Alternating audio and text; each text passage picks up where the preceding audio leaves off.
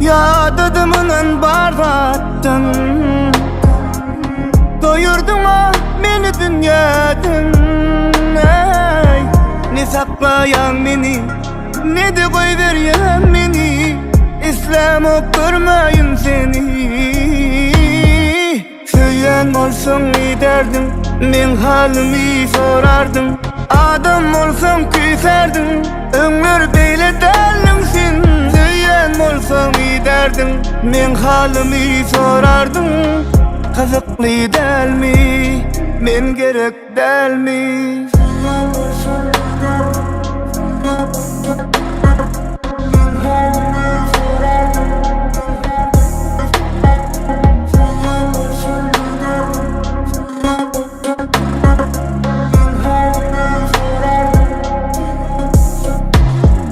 Mehir yetti sözünde, sevgi yetti gözünde. Gönlün başka yerlerde, men gidiyorum gözleme. Soğudu senin bu yürek, bana beydip söymek ne gerek? Sen beni tanımazsın, men olsa sana ne velet? Söyleyen olsam ne derdin, men halimi sorardın.